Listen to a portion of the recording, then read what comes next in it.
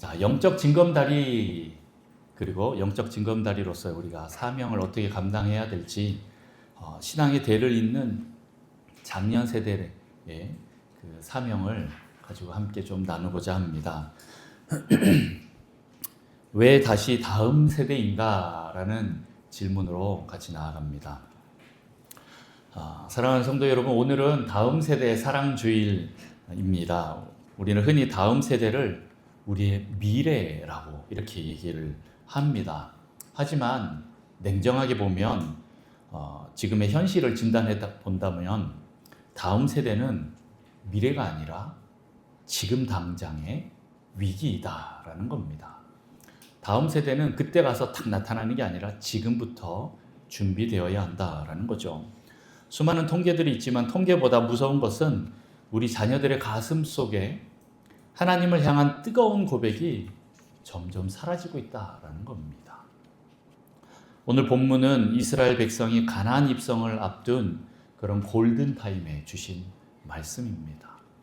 이제 모세가 자기는 가나안 땅에 들어가지 못하지만 그 다음 세대를 향하여서, 여호수아 세대를 향하여서 설교를 하고 있는 장면이에요.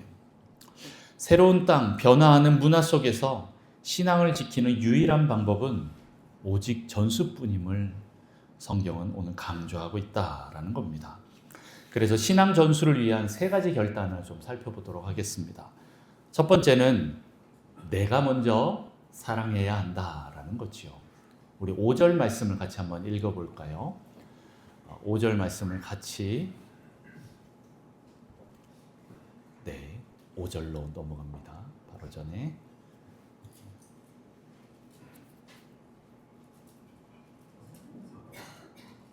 성경 있으시죠? 신명기 6장 5절 말씀 같이 읽습니다. 시작. 너는 마음을 다하고 뜻을 다하고 힘을 다하여 내 하나님 여호와를 사랑하라. 아멘. 여러분, 교육의 핵심은요, 실은 내용이 아니라 상태입니다. 자녀들에게 하나님을 사랑하라 라고 이렇게 가르치기 전에 부모인 장년 세대가 먼저 하나님을 지독하게 사랑하는 모습을 보여줘야 한다라는 거죠.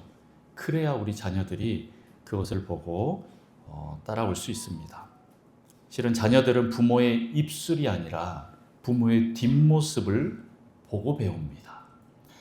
기도의 자리에서 눈물 흘리는 어머니의 등을 보고, 또한 정직하게 삶을 읽어 나가는 그 아버지의 성실함이 실은 최고의 설교다라는 거죠.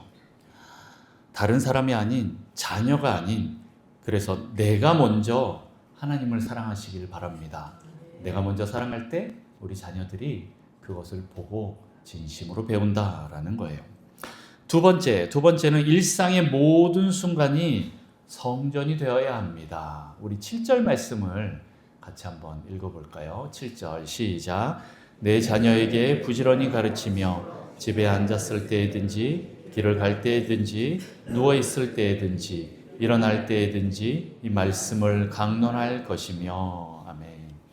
네, 신앙교육은요, 주일날 하루 나와서 1시간 딱 그렇게 교회 학교에 맡기는 그런 이벤트가 아니다라는 거예요. 여러분들이 일상생활 속에서, 밥상머리 속에서, 그리고 그 대화와 또 잠들기 전에 그 축복 기도와, 그리고 함께 길을 걸으며 나누는 그런 감사 등이 이렇게 모여서 삶의 모든 조각이 실은 교육의 현장이 된다라는 거예요. 장년 세대는 자녀들에게 세상의 그 성공 비결을 전수하기보다는 고난이 닥쳤을 때 어떻게 하나님께 엎드리는지를 보여주는 삶의 교과서가 되어야 합니다. 내가 먼저 하나님을 사랑하고 있다면 일상의 모든 순간에도 하나님의 말씀을 전하고 가르칠 수 있는 기회가 생길 것입니다. 여러분의 삶을 통하여서 그렇게 자녀들에게 모든 순간을 통하여 하나님을 가르치시기를 축복합니다. 세 번째는 영적 환경을 디자인해야 한다라는 거지요. 8절에서 9절 말씀을 또 같이 한번 읽어보겠습니다. 8절에서 9절입니다. 시작. 너는 또 그것을 내 손목에 매어 기호를 삼으며 내 미간에 붙여 표로 삼고 또 내 집 문설주와 바깥문에 기록할지니라. 아멘. 유대인들은 이 성경 구절을 써서 테필린과 메주자에 넣고 계속 말씀을 암송하고 묵상하고 또 하나님의 말씀을 가까이 하려고 노력합니다. 이게 뭔지 잘 모르지요. 아마 사진을 보신 분은 아실 수도 있는데 이걸 한번 봅시다. 저 유대인이 이마에 뭐 작은 상자 같은 거 까만 거 하나 있죠. 그리고 손에 팔에 감아서 뭐 하나가 또 저런 상자가 손에도 하나 더 있습니다. 이게 뭐냐면 테필린이에요. 테필린 안에는 뭐가 들었을까요? 작은 상자 안에 성경 말씀을 적은 구절이 들어가 있어요. 종이가 들어가 있어요. 오늘 신명기 말씀이나 출애굽기 말씀이나 이런 것들을 저 안에 넣어놓고 기도하는 거예요. 왜 저렇게 할까요? 네, 오늘 성경에 나와 있기 때문에 네, 그것을 내 손목에 매어 기호를 삼으며 내 미간에 붙여 표로 삼고 라고 나와 있어요. 성경이 하라는 대로 한 거예요. 왜 저렇게 하라고 했을까요? 언제 어느 순간 우리 이마와 내 손에 항상 이것이 있으면 언제든지 내가 느낄 수 있는 거예요. 알 수 있는 거예요. 아, 하나님 말씀이 이렇게 하라고 했지 라고 하면서 하는 거예요. 실은 우리는 암송을 해서 내 마음판에 새긴다라고 하지만 물론 저들도 암송을 달달달달 하는 민족입니다. 구약 모세오경을 토시 하나 안 틀리고 외울 수 있는 그런 사람들이에요. 그럼에도 불구하고 이렇게 하는 이유는 하나님 말씀과 더 가까이 있어서 하나님 말씀을 떠나지 않기 위해서 언제든지 기억하기 위해서 이렇게 하는 거예요. 그래서 또 하나가 더 있는데 9절에 보면 또 내 집 문설주와 바깥문에 기록할지니라 라고 나와 있는데 이게 바로 뭐냐면 그 다음 사진이죠. 메주자라는 거예요. 이스라엘 유대인들 집에 딱 들어갈 때 보면 우리는 집에 들어갈 때 명패가 있잖아요. 문패가 있잖아요. 이 집에 이명철이 산다 해갖고 이명철 딱 이름을 적어 놓는데 저 사람들은 저런 걸 만들어 놔요. 저 안에도 하나님 말씀을 기록한 종이가 있습니다.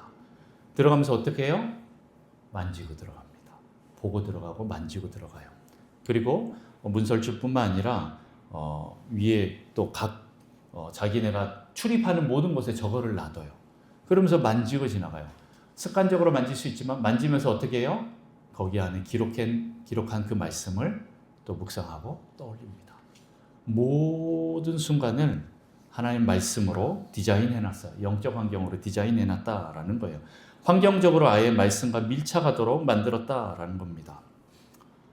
그런데 세상은 어떻습니까? 세상은 끊임없이 우리 자녀들의 눈과 귀를 자극하는 문화와 가치관으로 계속 유혹하고 있는 세대입니다.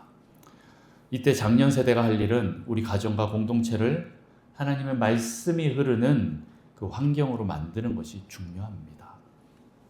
자녀들이 세상의 파도에 휩쓸리지 않도록 가정 안에 신앙의 문화를 심고 또 교회의 문턱을 낮추어서 그들이 마음껏 하나님을 경험하게 도와야 한다라는 것이죠. 이게 영적 환경을 디자인하는 것입니다. 자, 결론을 맺겠습니다. 징검다리가 되어주는 사랑. 네, 성도 여러분, 다음 세대는 우리가 정복해야 할 대상이 아니라 끝까지 사랑해야 할 대상임을 여러분 잊지 마십시오. 징검다리는 자신이 밟혀야 건너편으로 사람을 보낼 수 있습니다. 우리 장년 세대가 기꺼이 헌신과 기도로 밟혀주는 징검다리가 되기를 축복합니다. 우리가 그렇게 징검다리가 되기를 원합니다. 우리가 흘린 눈물 한 방울이 우리 자녀들의 가슴에 믿음의 꽃을 피울 것을 여러분 믿고 계속 기도하시기 바랍니다. 오늘 이 예배가 우리 가문과 교회의 신앙의 대가 끊기지 않고 이어지는 역사적 시작점이 되기를 주님의 이름으로 축원합니다. 아멘. 네, 여기까지가 작년처럼 네, AI가 작성한 설교문입니다. 여러분 작년에 제가 이 다음 세대 사랑 주일 때 AI가 작성한 그 설교문을 말씀드렸던 거 기억나시죠? 네, 깜짝 놀라셨잖아요. 근데 오늘은 어떻습니까? 작년의 설교는 좀 뭔가 와닿지 않는 부분도 있고 별로 마음에 들지 않는 것도 있는데 1년 사이에 AI가 설교도 이렇게 잘할 만큼 굉장히 많이 발전했습니다. 아마 여러분들이 AI가 했다 그러니까 갑자기 은혜가 떨어지시나요? 네, 얘도 하나님 말씀을 전하고 있는 거예요. 제가 보니까 작년과 중복되는 주제도 있지만 제가 원하는 바를 너무 잘 캐치를 해내는 것 같아요. 도청하나? 뭐 이런 생각이 들 정도로 여러분 그런 거 있잖아요. 핸드폰 열심히 막 뭘 봤는데 그 다음에 계속 광고가 그것만 뜨잖아요. 얘네들이 그걸 아나? 라고 하는 나를 뒷조사하나? 이런 생각이 들 정도로 설교 내용에 이것들을 잘 녹여내고 있는 것입니다. 그리고 이 AI도 이제 앞으로 압니다. 한국 교회가 어떻게 가야 될지를 알기 때문에 벌써 방향들을 잘 설정하고 있는 거예요. 세상의 속도가 이렇게 점점 빨라지고 있다라는 걸 또 말씀드리고 싶습니다. 오늘 앞에 드린 그 신명기 말씀도 진짜 중요한 말씀이고 또 동시에 우리에게도 정말 중요한 시사점을 주는 이 설교문이다라는 걸 봅니다. 저는 이것들을 도구로 잘 활용했으면 좋겠다라는 생각이 들어요. 제가 AI로만 설교 준비를 할 것처럼 느껴질 수도 있는데 안 그렇습니다. 저 일주일 정말 열심히 준비해서 마지막에 AI 보고 검토를 좀 부탁하기도 합니다. 어떤 때는 내가 혹시 이 설교에 오류가 있는지 없는지까지도 물어봐요. 그러면 얘가 쫙 설교문을 쭉 검토하고 신학적인 오류가 있는지 없는지도 한번 쭉 다 살펴봐주는 그런 귀한 도구로 제가 쓰기도 합니다. 가끔씩 제가 깨닫지 못한 것도 통찰력을 하나씩 주기도 합니다. 그런데 이제 다음 세대는 이런 것들을 너무나 잘 이용하는 세대가 될 거예요. 한 가지 예로 AI를 들었을 뿐인데 이 속도가 점점 빨라질 거다라는 겁니다. 솔직히 여러분 우리 스마트폰 쓰는 것도 아직 익숙지가 않은데 이거 언제 다 하냐 이런 생각이 드는데 이 세상이 발전하는 그 속도를 따라간다라는 건 아이고 이제 우리는 안 되겠다. 우리 그냥 다음 세대가 해야겠다라고 이렇게 생각을 할 겁니다.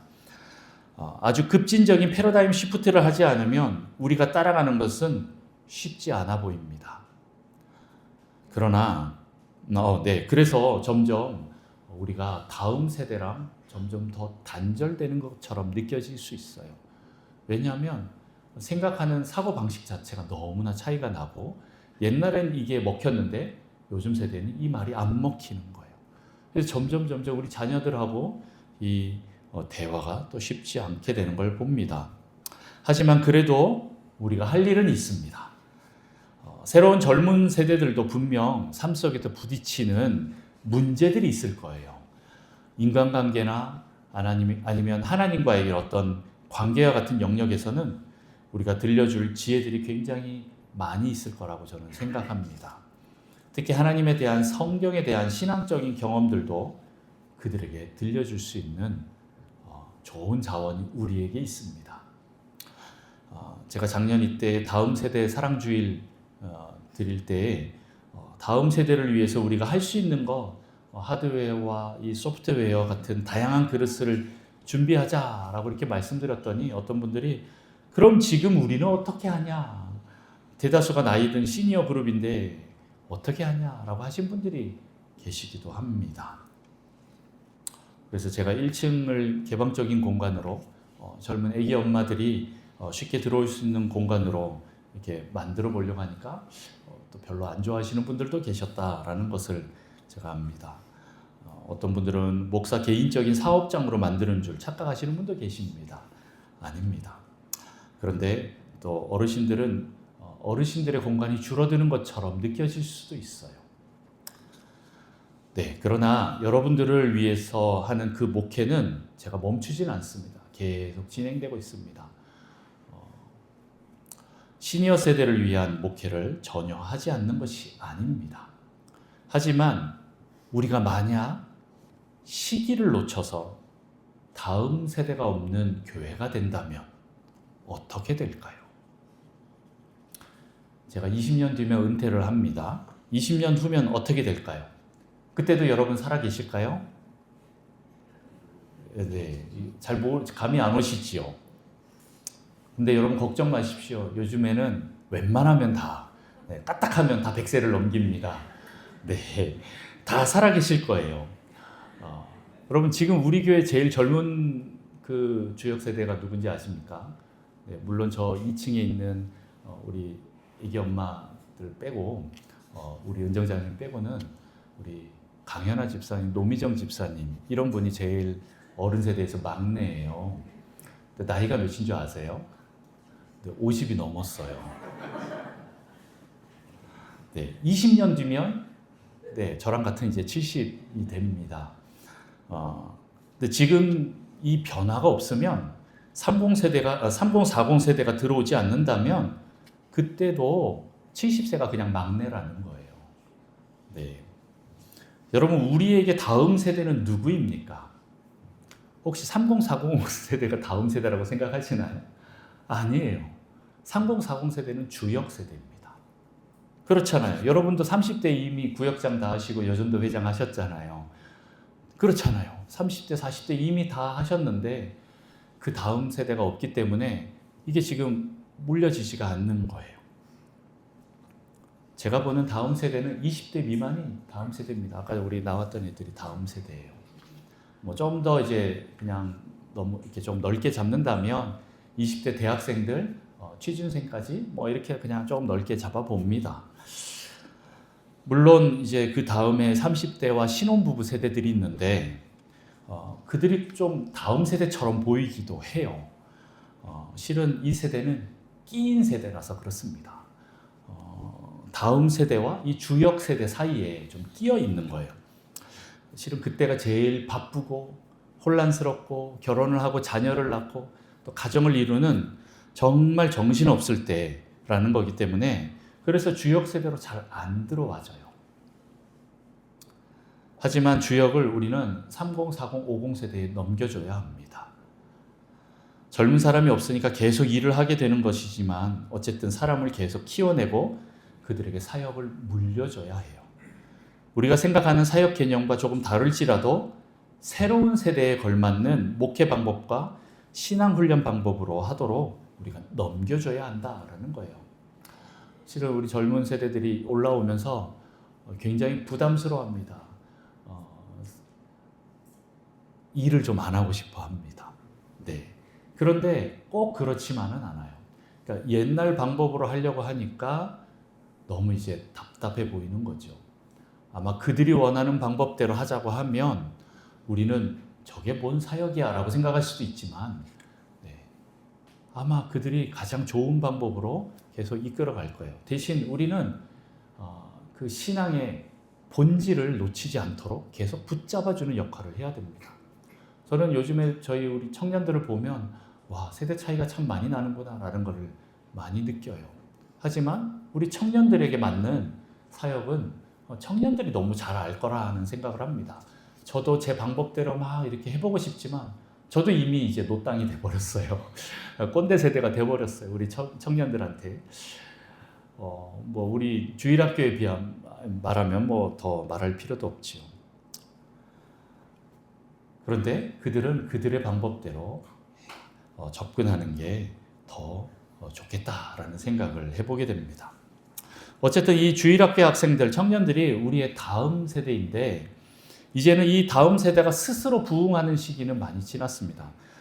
예전에는 주일학교가 부흥해서 부모 세대가 부흥하는 그런 교회 부흥도 있었습니다만은 이제는 아래쪽에서 올라오는 부흥은 잘 없습니다. 그런 교회를 찾아보기가 너무 힘들어요. 물론 아주 소수는 있습니다만은 쉽지 않습니다. 다시 말해서 저는 우리 3040 젊은 부모 세대가 교회에 나와야 이 주일학교가 채워지는 구조로 갔다라는 생각이 듭니다. 그런데 이 젊은 부모 세대는 어떻게 얘기하냐면 주일학교가 잘 되어 있는 교회를 내가 찾겠다라고 그래요. 아니 3040 세대가 있어야 주일학교가 잘 되는데 3040은 주일학교가 잘 되는 교회를 찾겠다라고 이렇게 나가요. 결론은 이제 3040과 주일학교가 동시에 잘 돼야 한다라는 거죠. 결국 이 모든 것이 그러면 잘 갖춰준 대형교회가 답이냐? 그럼 우리 교회는 끝났냐? 이렇게 물어볼 수도 있어요. 아직입니다. 만약 저에게 주일학교가 먼저냐, 젊은 부모 세대가 먼저냐? 라고 이렇게 우선순위를 꼽으라고 한다면 저는 우리 청년부와 3040과 젊은 부모 세대가 교회에 나올 수 있어야 우리 주일학교 다음 세대도 부흥하고 또 교회도 사역이 이어진다라고 생각하고 있습니다. 그래서 저는 앞으로 3040 세대에 맞춘 목회를 해야 한다라고 주장합니다. 실은 한국 교회가 다 저희 교회랑 비슷해요. 대형 교회 빼고는 조금 작은 중형 교회 밑으로는, 물론 이제 대형 교회도 지금 젊은 세대가 다 줄어들었다라고 말을 합니다. 그런데 저는 이 중간에 있는 3040 세대를 우리가 붙잡지 못하면 우리 교회는 다음 세대는 없다라는 겁니다. 다음 세대가 계속 이어져야 교회와 신앙이 전수될 수 있습니다. 60, 70대 어르신들께서 이 이야기를 좀 기분 나빠하실 수도 있겠지만 네. 결국 여러분도 저도 언젠가는 물러가게 됩니다. 그리고 이 사역을 물려줘야 합니다. 그런데 물려줄 우리 다음 주자가 있어야 하잖아요. 그래서 3040 세대가 다음 주자가 되도록 이들에게 맞춘 환경을 우리가 한번 준비해보자라는 것입니다. 준비하는 것까지는 우리의 할 일이고 그 다음은 하나님의 영역입니다. 그래서 작년에 제가 하드웨어와 소프트웨어에 대해서 약간 좀 언급하고 또 이렇게 했었습니다. 준비하는 것까지는 우리가 해야 될 영역입니다. 은혜가 필요합니다. 우리는 간절히 원해도 다 준비했는데 주님이 아니야, 그만, 그래 거기까지야, 그러면 그렇게 해야 됩니다. 그럴 수밖에 없어요. 그러나 만약 주님이 허락하신다면 다음 세대, 젊은 부모 세대, 3040, 50 세대를 담을 수 있는 그릇으로 우리 교회를 사용할 줄 저는 믿습니다.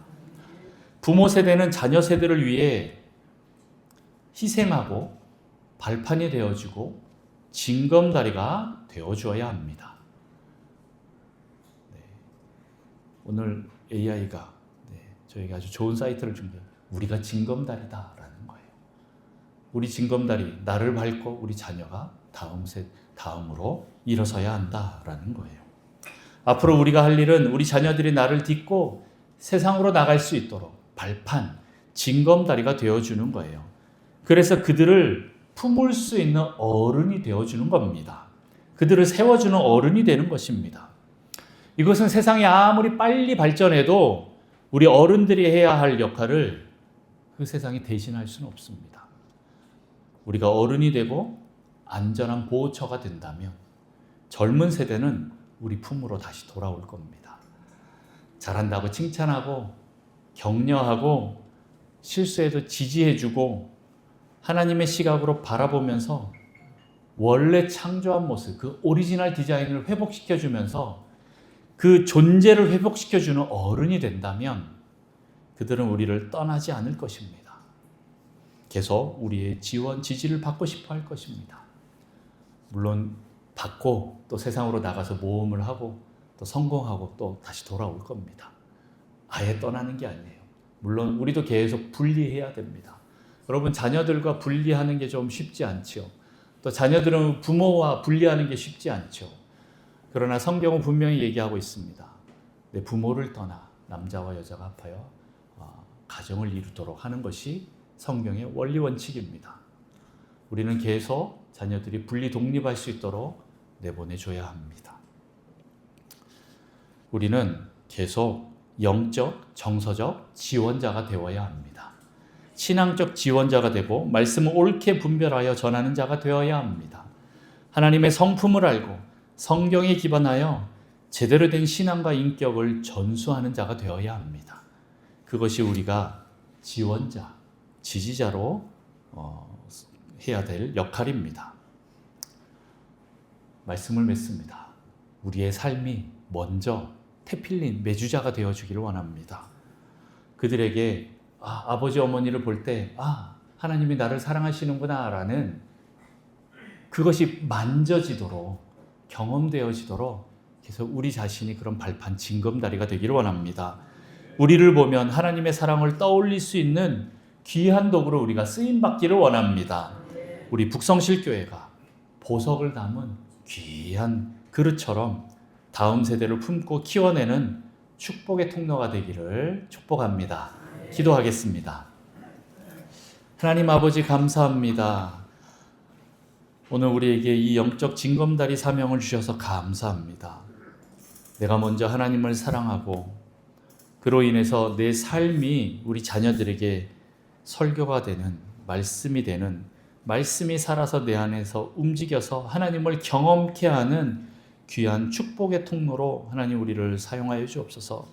하나님, 이 세상은 하나님이 없어도 살 수 있을 만큼 수많은 유혹거리와 자극들이 있습니다.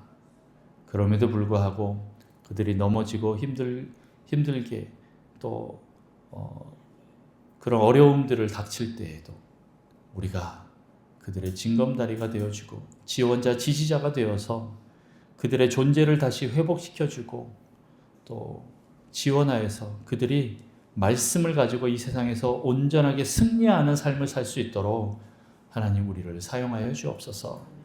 우리 다음 세대가 우리 북성실교회도 계속 일어나기를 원합니다. 3040 주역 세대가 계속 일어날 수 있도록 하나님 우리 교회를 축복하여 주옵소서. 우리 교회가 하나님 다음 세대까지 이어질 수 있도록 하나님 우리를 축복의 통로로 사용하여 주옵소서. 감사드리며 예수님의 이름으로 기도합니다. 아멘.